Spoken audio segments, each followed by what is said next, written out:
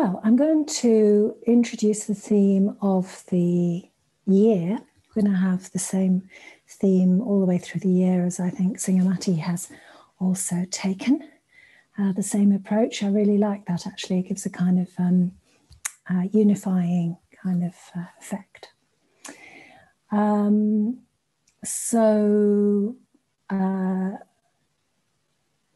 going to talk about the Four Noble Truths to start with as a context for the theme overall.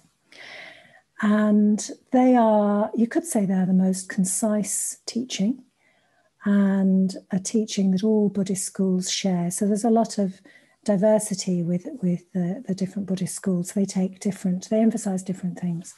But the Four Noble Truths is really the kind of underpinning of all of them, and all of them would recognize them very, very centrally. So the Four Noble Truths, in the context of this time that we're in as well, and if 2020 was a year of anything, it wasn't it, a year of suffering, the first Noble Truth. And I suppose as a stark reminder that even if you live in a wealthy country in comfortable circumstances, or relatively so, everything can be turned upside down. And there isn't an instant fix to what goes wrong either. And nobody could fail to find it grim in some ways, although it's affected us differently. I was thinking what I was doing this time last year, and if you told me what was going to happen next, I would have hardly believed it. I was going on retreat. I was on retreat in February at Adhisthana and also at Tara Loka, and we were skipping round doing our normal things. And only a few weeks later, it was the kind of suddenness of it in a way.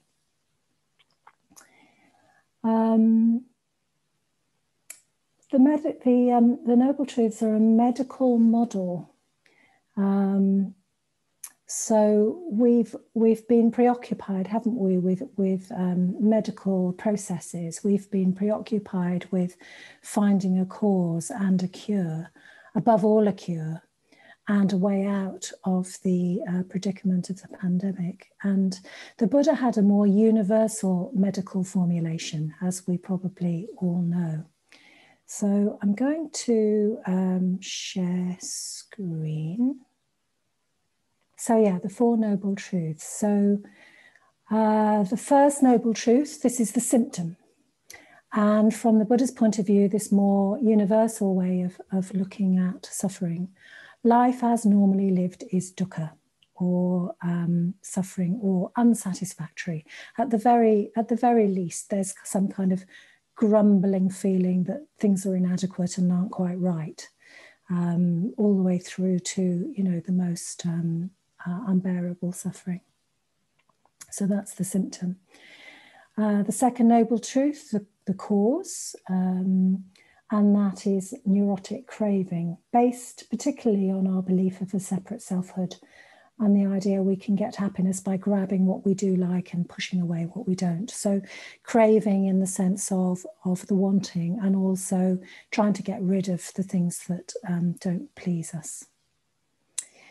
And the third Noble Truth, well, this is the prognosis. This is what can be done about this particular suffering, this struggle.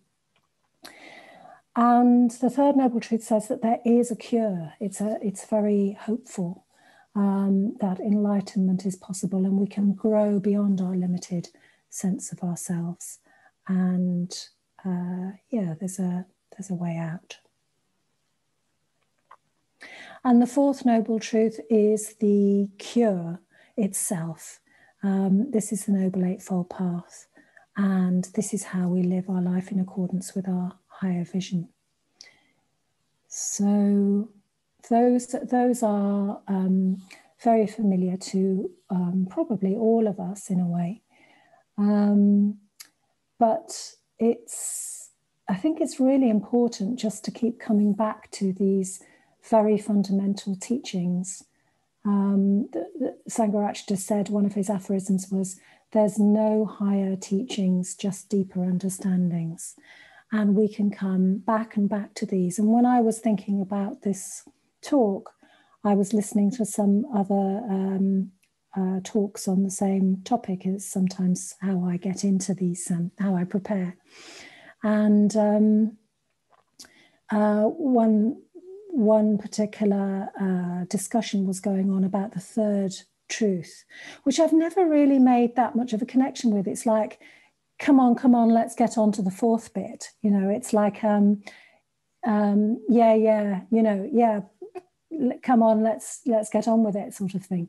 But I've in this explanation that these order members were giving, I suddenly realized that is actually the really, really crucial bit. It's the hopeful bit. It's the bit that's based on faith. So I got really interested in this third noble truth. So I'll come back to that in a moment, but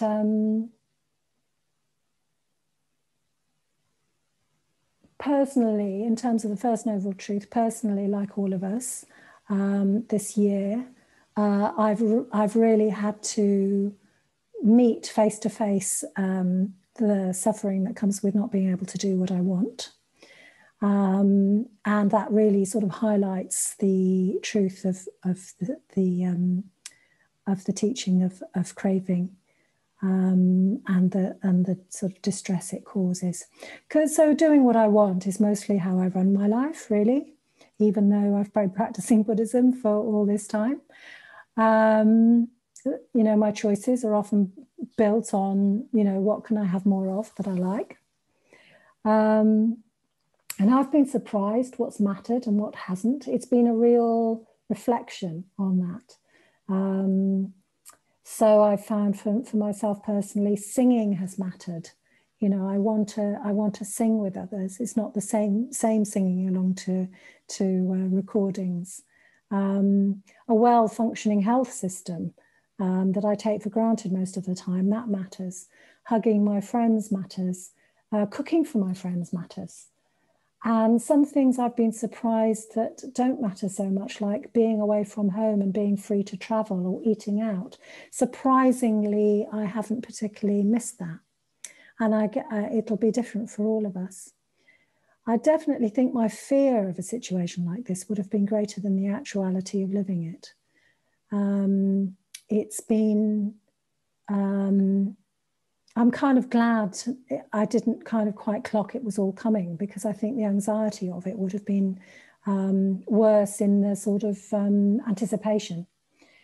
And I have been really strengthened by witnessing how creative people have been and how adaptable and how patient, and heartened by the resources that have become available, and resources I didn't know existed.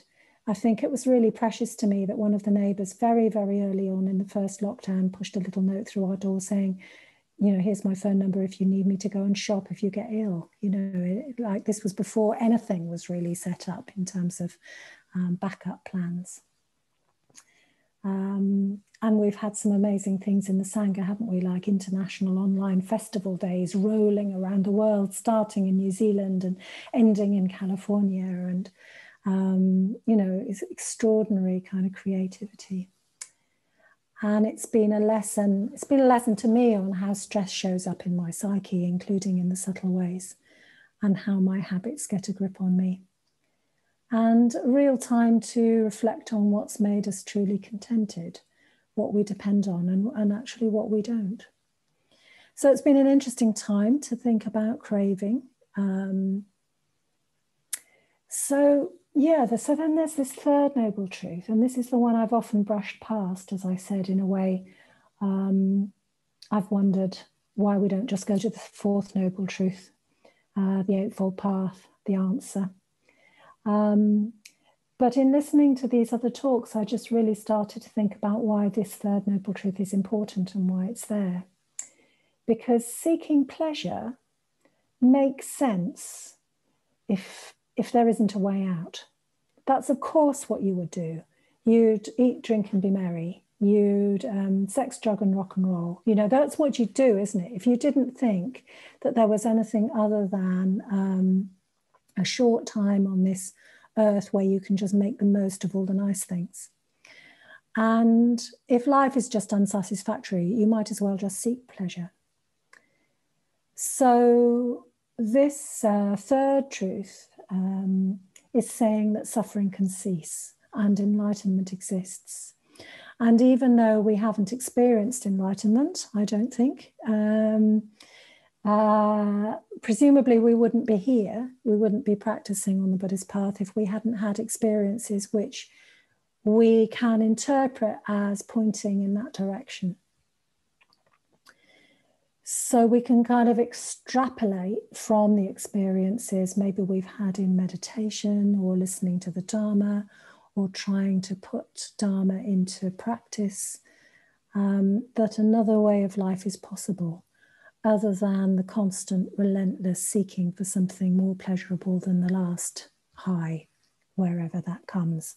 Banana ice cream in my case. Most recently, I mean, that was my last high. So if we come to Sangha night for any reason or participate in the Dharma life at all, well, for myself, I speak for myself, it's about keeping the connection with something that makes us truly happy and has true meaning. So then we come to the fourth noble truth, the Noble Eightfold Path.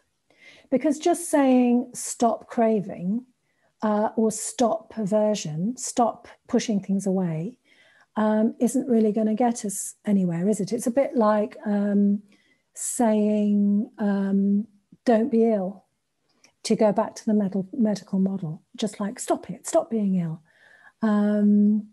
That's pretty fruitless. It's not even at the level of a simple choice, because often, as a consequence of delusion, we're unaware of what's driving us on and what's motivating us. So we don't even know where the on-off switch is, even if we could switch it on and off in that kind of way. So this is what the Eightfold Path is, the Noble Eightfold Path is. It's a prescription. It's a treatment plan. Maybe my metaphor is beginning to break down slightly at this point. Yeah, the theme of the year then, I finally get round to saying, is to spend the whole year looking at the Eightfold Path in a lot of depth.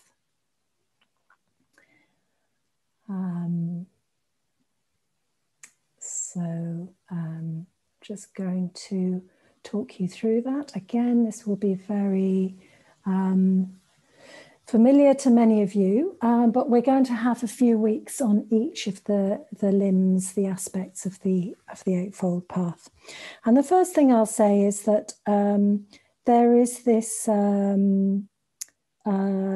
word which precedes all of the limbs of the path, which is samyak. And sometimes it's translated as right. Sometimes it's translated as perfect, which is Sangharakshita's preferred translation. But it can also mean, it has that sort of sense of integral, whole, complete, as a kind of, a sort of fullness, a fully inhabitedness about the word. And so we have the Eightfold Path set out here. So the first limb, and that's the translation of the Pali. They're not stages, they're not sequential exactly. They're elements, they're spokes of a wheel, you could say. But the one that stands first here is perfect vision. So this is the way of understanding, the way of perceiving the world in alignment with the Buddha's understanding of reality. So it can, and Sangharakshita draws this out very beautifully in his book, Vision and Transformation. It has that sense of our inspiration, what's drawing us towards the goal, what's, there's a kind of radiance in it, of beauty, of ultimate, the ultimate that will fulfill us, the ultimate that will give us meaning. So it's a very, very strong, inspirational, I think that's why vision is such a great word for it. It's got that sort of sense of inspiration. Sometimes it's translated as view, which sounds a little bit kind of cognitive, intellectual. And then you have perfect emotion. So this is where we gather up our emotional energies in order to follow the path of vision. And this sequence that follows is the path of transformation. Then we have a series, 3 of them now, on different aspects of ethics. Speech has its own aspect here. Action is mostly the precepts. Livelihood, perfect livelihood, is really, really interesting in the way that we work in accordance with our values and our ethical principles. And then you have the other 3, which are more mind orientated. So perfect effort is about looking to cultivate positive mental states and looking to eradicate or ideally prevent the arising of negative mental states or painful, harmful mental states. Mindfulness shouldn't come as a surprise. It's there as the 7th limb, and samadhi, which is a really lovely. I haven't translated it here. It's got a very, very rich and full meaning. Could even at times in its translation sort of more or less be the equivalent of enlightenment. Vajradevi, I was on a retreat with Vajradevi as with a few of you here. Rush and Joe and Cynthia were all on that retreat. And Vajradevi translates samadhi as stability of mind, which I really like as well. So, so we've got this, I'll just stop sharing screen. We've got this year now where we'll spend a few weeks, maybe 3 or 4 weeks on each of the limbs of the path. And now I feel a bit like a sort of trailer for a new TV program. Vidyatara is going to come to Sangonite. She's in Melbourne, Australia. But it's going to be her breakfast time. She is slightly moaning about the fact that it's going to be very early in the morning, but I've told her just get lots of coffee inside her and she'll be fine. So Vidyatara used to live in Birmingham, and we used to see quite a lot of her, so some of you might remember her. So she's going to offer a talk one evening. And so a whole number of different order members, both local and further afield, will be doing different presentations and talks. I've also asked Balajit, I don't know if Balajit's here, but Balajit's kindly agreed to do a series of 4 on perfect samadhi. So that's way into next year, sort of October time.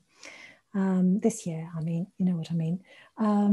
So for the whole of October, Balaji is going to do a sequence of 4 sessions on perfect samadhi, which I'm really, really looking forward to.